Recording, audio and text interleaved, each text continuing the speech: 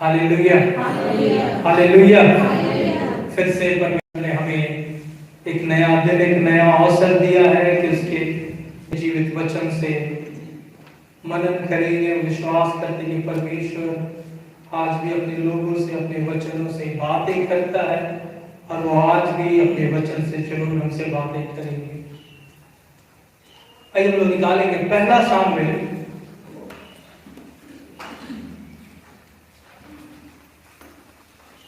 उसका 30 अध्याय,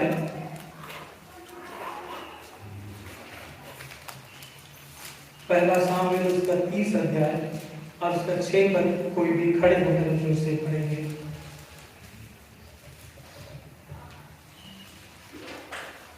और दाऊद बड़े संकट में पड़ा क्योंकि लोग अपने बेटियों के कारण बहुत शोभित होकर उस पर टकराव करने की चर्चा कर रहे थे, परंतु दाऊद ने अपने परमेश्वर यहोवा को स्मरण करके विवाह पाया। बहुत बहुत धन्यवाद। आइए हम लोग प्रार्थना करेंगे। प्रभु, ये वचन जो हमारे बीच में बोला गया है परमेश्वर, होने पाए पिता इस वचन के द्वारा आप हमसे बोले और बातें करें, और जो भी बातें आप अपने लोगों के साथ करने चाहते हम सुनने वाले होने पाए परमेश्वर। हमारे हृदय को, हमारे कानों को आप खोले। प्रार्थना यीशु मसीह के नाम से मांगते सुनिए, दया से ग्रहण कीजिए। आमीन, आमीन, हालेलुया। आप लोग मुझे प्रार्थना में स्मरण रखिएगा। चर्च सर्विस के बाद मैं अड्डा जाऊंगा, वहां पर एक जगह मुझे प्रचार करने के लिए बुलाया गया है। तो आप लोग प्रार्थना में स्मरण रखिए कि परमेश्वर का वचन जब वहां बोया जाएगा, बहुत सारे अन्य जाति रहेंगे, मसीही लोग रहेंगे। मैं विश्वास करता हूँ कि परमेश्वर उस जगह में, अंडाल में एक अद्भुत कार्य करने जा रहा है। दाऊद परमेश्वर का अभिषिक्त दास इस वचनों को अपने मन में सोच रहा है, लिख रहा है, और बहुत ही मुश्किल समय से होकर जा रहा है। यहाँ लिखा है, एक अलग वचन इस प्रकार से लिखा है, दाऊद बहुत व्याकुल हो गया, बहुत व्याकुल हो गया, क्योंकि लोग उसे पथरवा करने की बात कर रहे हैं। उसके अपने लोग दाऊद को पथरवा करने की बात कर रहे हैं। हमारा सबके जीवन में परमेश्वर ने अद्भुत योजना को रखा है। जब मैं इस नए साल के बारे सोचता हूं, 2026 के बारे, तो मैं विश्वास करता हूं कि परमेश्वर ने हम सबों के जीवन के लिए एक अद्भुत योजना रखा है। लेकिन ये योजना कभी भी परमेश्वर का खेला नहीं आता। इसके साथ बहुत बार निरुत्साह भी आते हैं, क्योंकि निरुत्साह एक ऐसा शैतान के हाथ में एक शस्त्र है जिसके द्वारा वो बहुत सारे लोगों के जीवन को नाश किया है। 3 सप्ताह हम लोग ऑलरेडी पार किए, ये मंथ का पहला महीना, और इसी कुछ दिनों में हमारे जीवन में बहुत सारी ऐसी घटनाएं घटी होंगी जिसके चलते हम निरुत्साहित होंगे। शायद आज की सुबह में हम यहां पर आए होंगे बहुत निरुत्साह के साथ। दाऊद ऐसे ही एक निरुत्साहित समय से होके गुजर रहा है। ये जीवन का सच्चाई है कि कोई भी ऐसा व्यक्ति नहीं है जो मसीह में पाया जाए और वो निरुत्साह का जीवन से होके या समय से होके नहीं गुजरा। हर एक जन को इस परेशानी का सामना करना पड़ता है। किस तरह से ये निरुत्साह हमारे जीवन में आता है? 2 प्रकार से। एक, ये निरुत्साह की जो आत्मा है, ये जो दुख और तकलीफ जो हमारे जीवन में निरुत्साह को लाती है, वो बहुत बार हमारे अंदर से आती है। आप में से कितने लोग ये बातों को महसूस किए होंगे कि नहीं, कि बहुत बार जब हम सुबह उठते हैं, हमें कुछ करने का मन नहीं करता, कुछ भी अच्छा नहीं लगता कि क्या हो रहा है मेरे जीवन में, कुछ भी अच्छा नहीं हो रहा, कुछ भी सही नहीं हो रहा, या हम कुछ करने की कोशिश कर रहे हैं और हम उन बातों को होते हुए नहीं देख पाते, तो हम क्या हो जाते हैं? निरुत्साहित हो जाते हैं। या हम कुछ बातों में विश्वास करते हैं, कुछ लोगों में विश्वास करते हैं, और जब वो पूरा नहीं होते दिखता तो हम क्या हो जाते हैं? निरुत्साहित हो जाते हैं। दूसरी तरफ हम देखते हैं कि निरुत्साही सिर्फ हमारे अंदर से ही नहीं आती, लेकिन बाहर से भी आती है। बहुत बार बहुत सारे लोग जब हमें आके कुछ बोलते हैं तो हम क्या हो जाते हैं? निरुत्साहित हो जाते हैं। बहुत बार जब हम अपने परिवार के लिए बहुत सच्चाई से कुछ कर रहे हैं, परिवार के लिए अपना पूरा समय दे रहे हैं, और जब परिवार के लोग आके हमसे कहते हैं कि तुम हमारे लिए करते क्या हो, तो हम खुश हो जाते हैं। क्या हो जाते हैं? बहुत निरुत्साहित हो जाते हैं। हमारा मन क्या होता है? टूट जाता है कि पूरा जीवन हम दे दें और ये लोग बोल रहे हैं हमारे लिए क्या किया। जब हम परमेश्वर के लिए कुछ करते हैं और लोग आके बोलते हैं कि तू दिखावा के लिए कर रहा है या ये कुछ नहीं हो रहा है, सब अपना टाइम वेस्ट कर रहा है, तो हम लोग क्या हो जाते हैं? निरुत्साह हो जाते हैं। और ये निरुत्साह की आत्मा निरंतर हमारे जीवन में क्या करते रहती है? चलते रहती, लड़ते रहती है हमसे कि और कुछ भी अच्छा होने वाला नहीं। दाऊद ऐसे ही एक निरुत्साहित समय से होके गुजर रहा है। दाऊद के बारे जब हम लोग स्मरण करते हैं, जब वो छोटा ही था, परमेश्वर ने उसे क्या किया? अभिषेक। और जब परमेश्वर ने उसे अभिषेक किया और जब वो एक चरवाहा का भेड़ और बकरी को चलाने वाला व्यक्ति, और जब वो भेड़ बकरी को चलाता तो परमेश्वर ने उसे सामर्थ्य दिया था, वो भालुओं को भगाता, शेरों को मार देता है, और जब वो गुलायत के सामने खड़े होता है तो गुलायत को भी क्या करता वो? और जब ये बातों को जब वहां राजा शाऊल देखता है तो कहता है कि नहीं, ये व्यक्ति मेरे दरबार में, और वो दरबार में जब जाता है तो बहुत कम समय में ही वो एक जनरल बन जाता है, जितने भी सिपाही है उसका हेड बन जाता है, और ये हर एक युद्ध में जो जाता है वो हर एक युद्ध को जीतते जाता है, और वो जीतते जा रहा है। परमेश्वर की योजना को अपने जीवन में क्या होते देख रहा है? पूरा होते देख रहा है। इतना हो जाता है कि शाऊल बेटी को दाऊद से क्या कराता है? शादी कराता है। तब दाऊद का उसकी बेटी के साथ शादी हो गया, बदला स्टेप क्या है? अब वो राजा का पदवी ले लेगा। और दाऊद इसी सोच में चल रहा है कि परमेश्वर कितना अच्छा हर एक चीज मेरे लिए किया है और अब मैं राजा बनने जा रहा हूं। लेकिन उसके जीवन में एक मोड़ आता है, एक ऐसा मोड़ आता है जो कभी सोचा नहीं। वो अचानक से देखता है कि शाऊल उसके प्राण के पीछे पड़ गया, शाऊल उसके जीवन के पीछे चल गया कि दाऊद मुझे जहां भी दिखेगा मैं इसे क्या करूंगा? मार दूंगा। और जब इसके जीवन में ऐसी परिस्थिति होके जा रही है तब ये निरुत्साह में चल जाता है।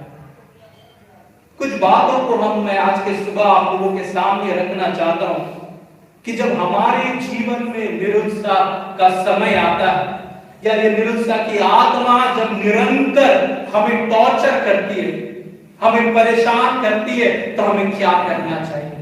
इससे पहले हम ये बातों को सीखेंगे और जानेंगे कि हमें क्या करना है। हम और एक बात को सीखेंगे। 3 विषय में जाने से पहले हम लोग निकालेंगे 2 कुरिन्थियों उसका 7 अध्याय और 6 पद को, और कोई भी एक जगह से पढ़े।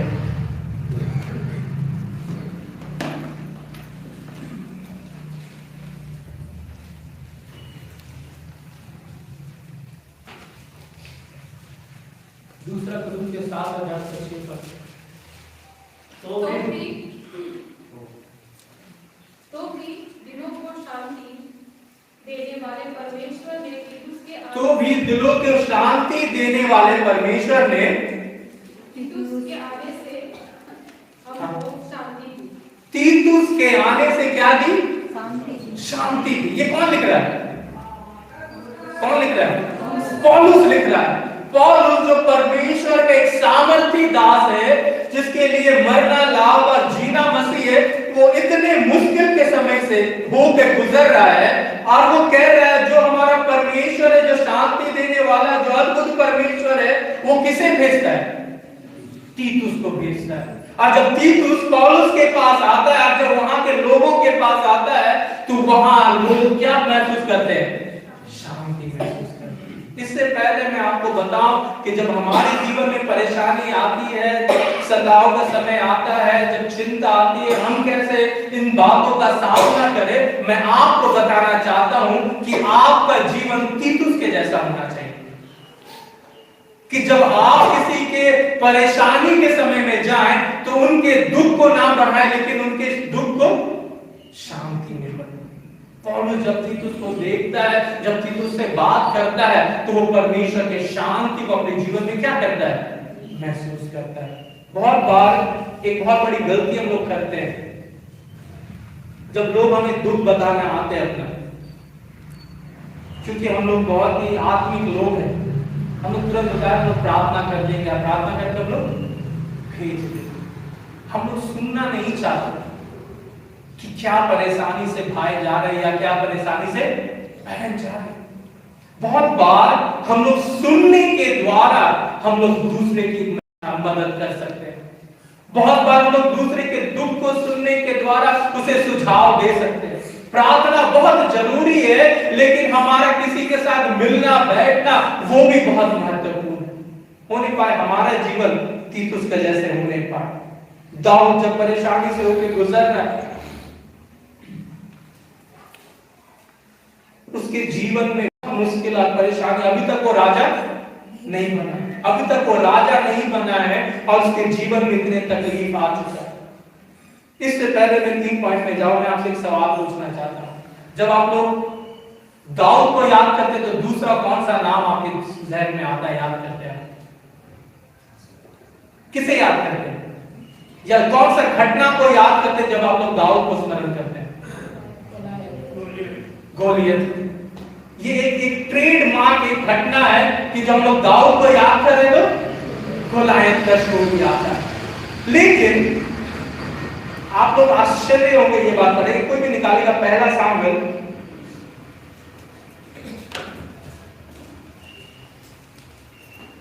17:4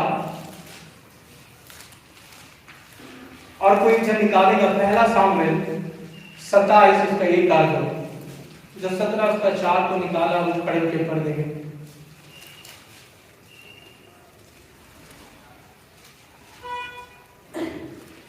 तब फलिस्तियों की छावनी में से गोलियत नाम एक वीर निकला, जो गत नगर का था। बहुत बहुत धन्यवाद। तो ये जो गोलियत था जिसे दाऊद ने मार गिराया था, वो कौन सा नगर से था? गत नगर से। अब जो निकाला है पहला शामिल उसका 27:1 और 2 पद पढ़ेंगे, क्या लिखा है यहाँ पर?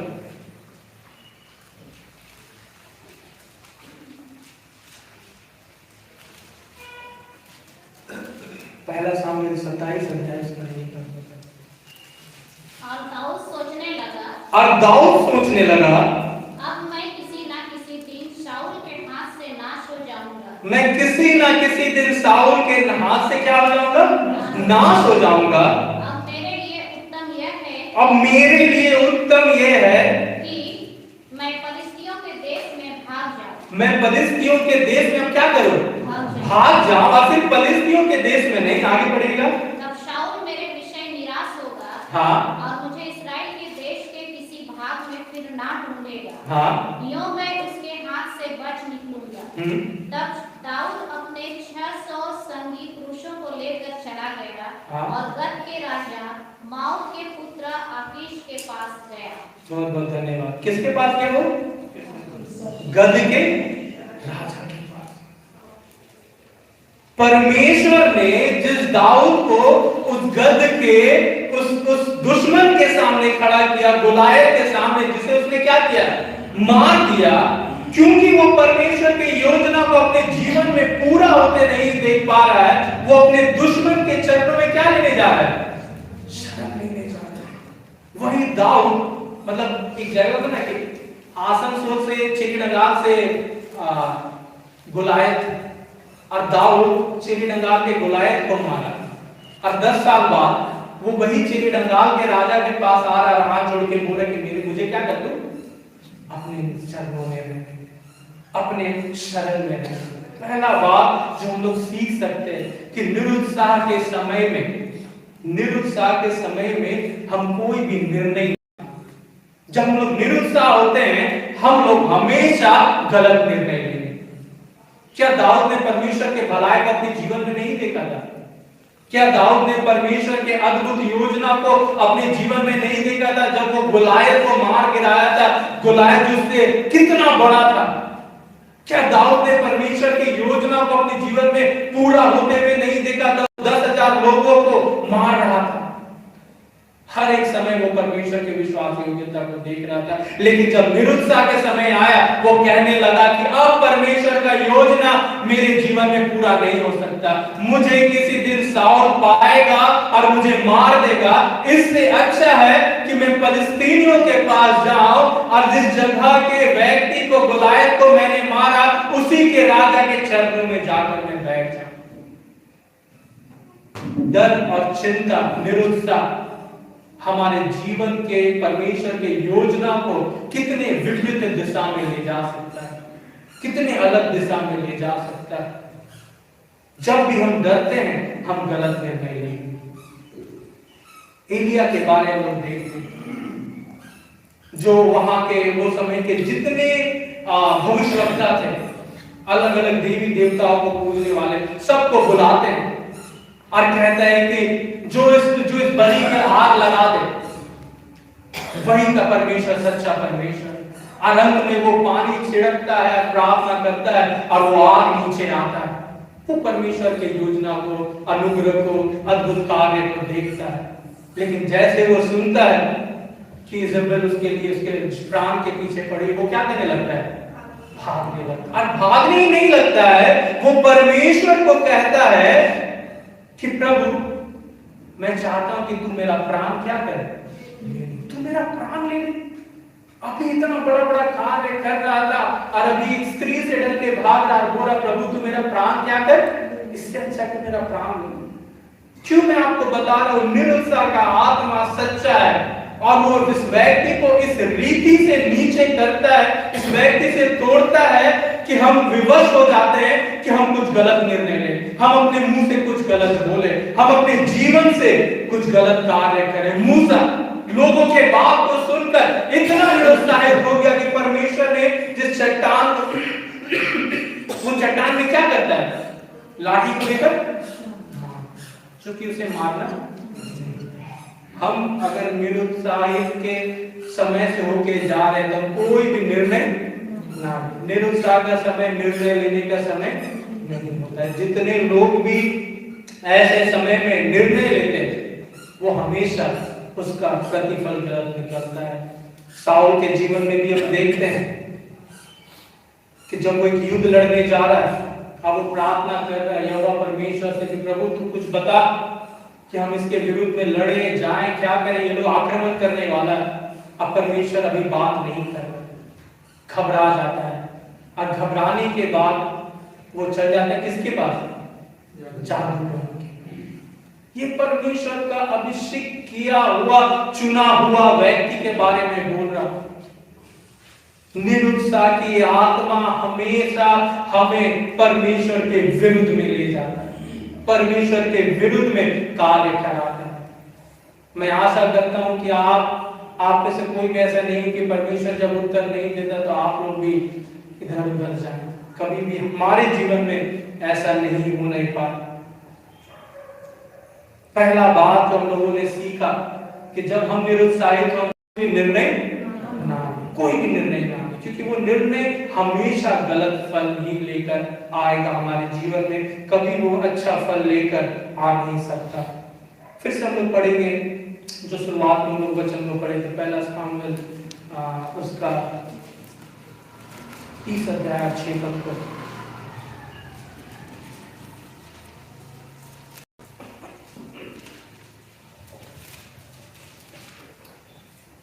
और दाऊद बड़े संकट में पड़ा।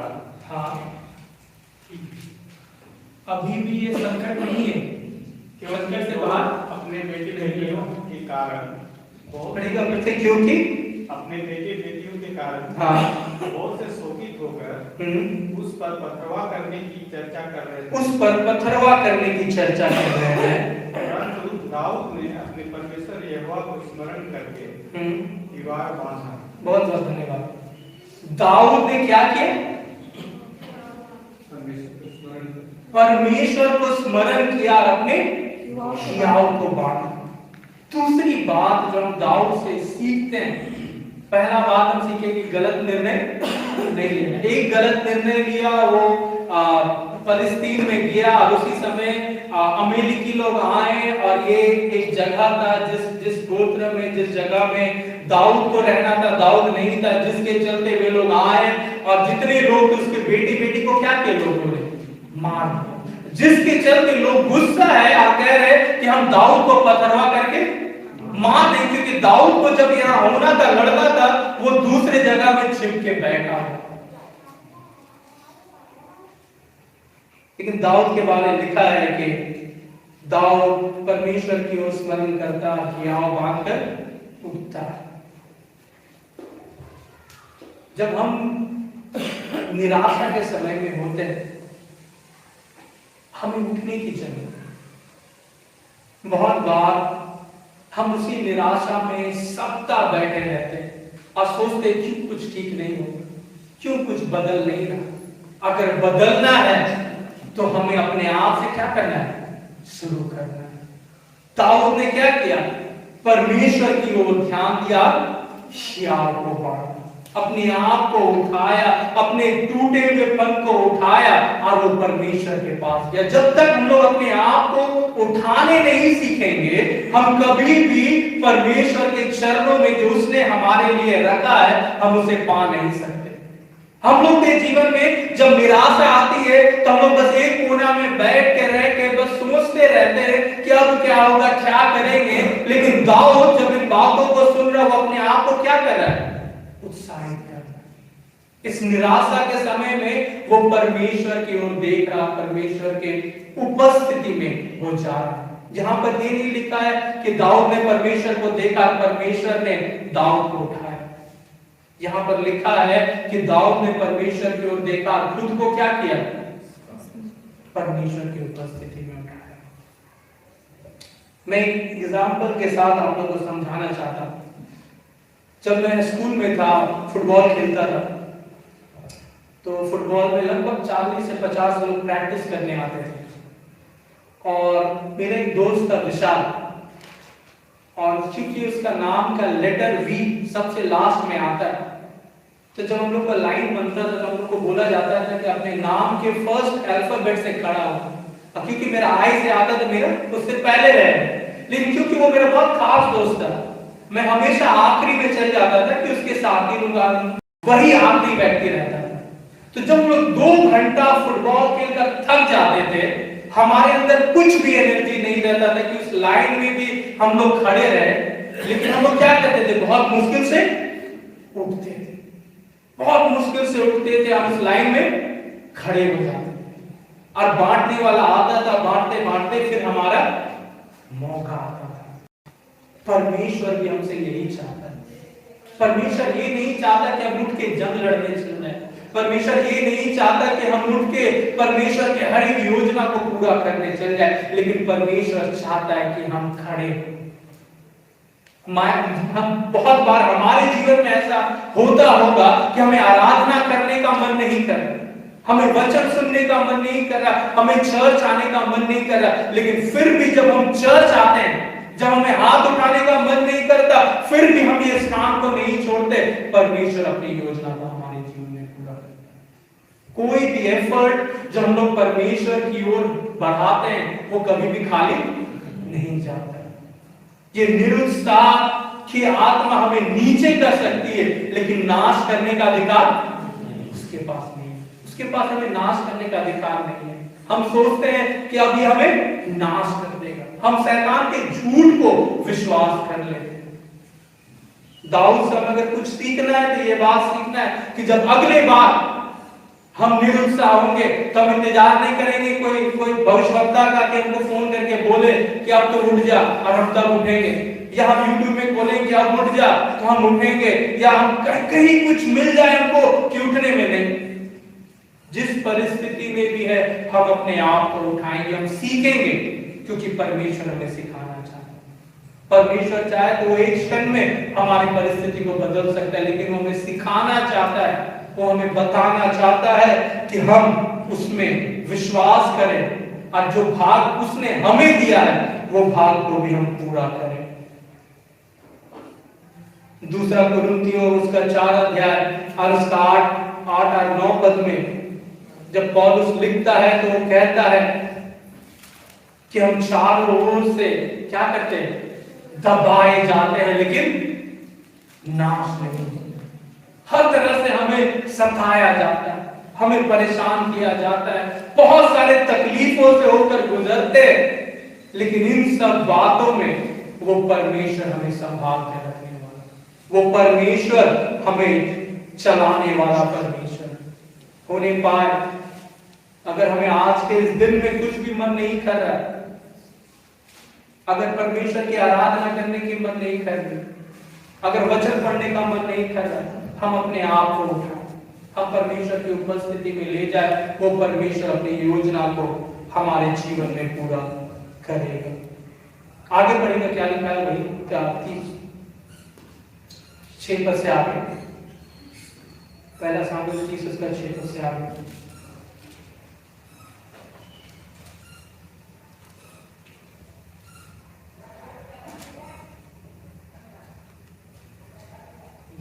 तब दाऊद ने अहीमेलेक के पुत्र एलीआसर याजक से कहा, ये तो तू मेरे पास ला।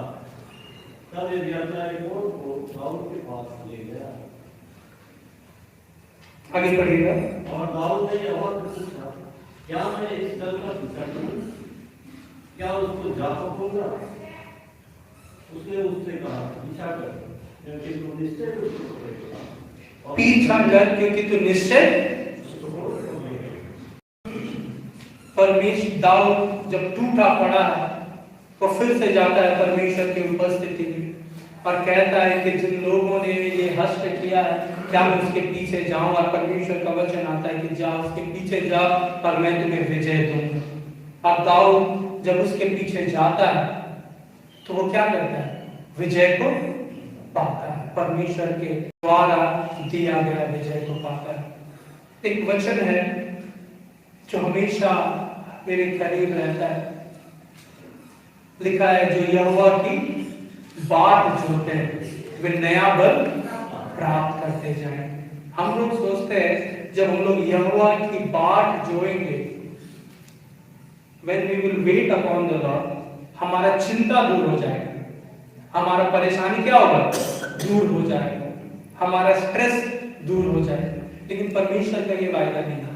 परमेश्वर का वायदा है जो यहोवा की बाट जोता है वो नया बल प्राप्त करते जाए, क्योंकि वो हमें कमजोर करना नहीं चाहता, वो हमें पैरालाइज करना नहीं चाहता, वो हमें योद्धा बनाना चाहता, वो हमें मजबूत करना चाहता। आप में से कितने लोग हैं, हाथ मत उठाइए, आप में से कितने लोग हैं जब आप 5 साल पहले देखते हैं कि जो छोटी छोटी बात आपको गुस्सा करती थी, अब वो बात आपको माने नहीं रहती। आप सोच सकते थे जीवन में, या जो पैसा का चीज, जो लालच, या जो गुस्सा करने की बात जो 3 साल 2 साल पहले थी, अब वो बात उतनी आपके जीवन में नहीं है। जानती है क्यों नहीं, जानते क्यों नहीं है? क्योंकि परमेश्वर ने आपको सिखाया है। परमेश्वर ने अगर उन लोगों को आपके जीवन से हटा दिया होता तो आप कभी भी सीख नहीं पाते। अगर वो मुश्किल व्यक्ति के लेके जिसके लिए आप प्रार्थना करते कि प्रभु ये व्यक्ति मेरे सिर में दर्द लाता है, अगर परमेश्वर ने उस व्यक्ति को हटा दिया होता तो आप सीख भी कभी भी नहीं। लेकिन क्योंकि परमेश्वर की योजना आपको मजबूत बनाने में वो ऐसे ऐसे बातों को रखता है कि आप आत्मिक रीति से क्या करते जाए, बढ़ते चले जाए, परमेश्वर में मजबूत होते चले जाए। अभी भी जो आपको मुश्किल समय दे रहा है, मैं आपको बताना चाहता हूं कि परमेश्वर आपको क्या कर रहा है, सिखा रहा है। कुड़कुड़ाइए मत, जितना रोना है परमेश्वर के चरणों में आंसू बहाइए, लेकिन जानिए कि ये जो मुश्किल के समय से आप होकर जा रहे हैं, परमेश्वर एक बड़ी चीज आपके हाथों में देने जा रहा है, एक बड़ा रिस्पॉन्सिबिलिटी आपके हाथों में देने जा रहा है, एक बड़ी योजना आपके हाथों में देने जा रहा है। तो इससे पहले वो हमें बड़ी योजना दे, वो हमें क्या करता है, तैयार करता है। और वो दाऊद को निरंतर क्या कर रहा था, तैयार कर, निरंतर तैयार कर। जब हम परमेश्वर की बात जोते हैं, वो अपने नए बल से हमें भरता है। दूसरी बात, जब हम परमेश्वर के खोजी बंदे जब परमेश्वर की उपस्थिति में जाते हैं, वो हमें अपने बल से भरता है, वो अपने सामर्थ से हमें भरता है, और हमें परमेश्वर ने जो वायदा किया है वो हमें स्मरण दिलाता है। हर किसी को परमेश्वर ने क्या किया है? वायदा किया है कि वो हमें कभी छोड़ेगा, कभी नहीं छोड़ेगा, कभी नहीं त्यागेगा। यहोवा मेरा चरवाहा है, मुझे कुछ भी घटी नहीं, कभी भी हमें घटी नहीं होगी। ये परमेश्वर का वायदा है, वो हमें स्मरण दिलाना शुरू करता है। जब यहोशू नया नया लीडरशिप में आया है, डरा हुआ है कि क्या होगा, यहाँ के लोग मुझे मानेंगे कि नहीं, ये लोग मुझे इज्जत देंगे कि नहीं, यहाँ के लोग मेरे बात सुनेंगे कि नहीं। तो परमेश्वर का वचन यहोशू के पास आता है, क्या मैंने तुझसे कहा, have I not commanded you to be strong? क्या मैंने तुझे ये आज्ञा नहीं दी है कि तू दृढ़ खड़ा है? परमेश्वर ने ये आज्ञा, तब यहोशू को याद आता है, परमेश्वर ने मुझे बुलाया, मैं क्यों चिंता करूंगा? अब परमेश्वर उसके लिए रास्ता खोलते जाता है। दाऊद का जीवन का ये सबसे मुश्किल पड़ाव है, जब वो अपने लोगों को मरे हुए देख रहा है, उसके लोग उसे पथरवा करना चाह रहे हैं, और उसके बीच में वो उठता है और उन लोगों को जाके मारता है। ये उसका आखिरी लड़ाई था। कितना लड़ाई? आखिरी लड़ाई था। ये आखिरी लड़ाई था। इसके बाद अब आप दूसरे सामने में जाइएगा तो परमेश्वर से राजा बनाता है। हालेलुया। इससे पहले कि वो दाऊद को राजा बनाए, वो दाऊद को इतने दूर तक तोड़ता है कि दाऊद जान पाए कि उसका परमेश्वर, कि जान पाए कि परमेश्वर का कार्य कैसा है, परमेश्वर का योजना कैसा है। परमेश्वर कभी भी अपनी योजना से बदलने वाला परमेश्वर नहीं। मुझे पता है बहुत मुश्किल होता है, आप में से बहुत लोग किसी विषय के लिए 1 साल से प्रार्थना कर रहे, 3 साल से, 5 साल से, 10 साल से प्रार्थना कर रहे, और आप लोग अभी भी उत्तर नहीं देख रहे। लेकिन मैं आपको आज के सुबह बताना चाहता हूँ कि वो परमेश्वर विश्वास योग्य परमेश्वर, वो आज भी अपने वायदे को पूरा करने वाला है। और सही समय में जो आपके लिए उत्तम है, जो आपके जीवन के लिए उत्तम है, जिस समय जो बात उत्तम है, वो अपने बच्चों से कभी भी कुछ वस्तु रख नहीं छोड़ेगा, क्योंकि वो हमारा भला परमेश्वर है।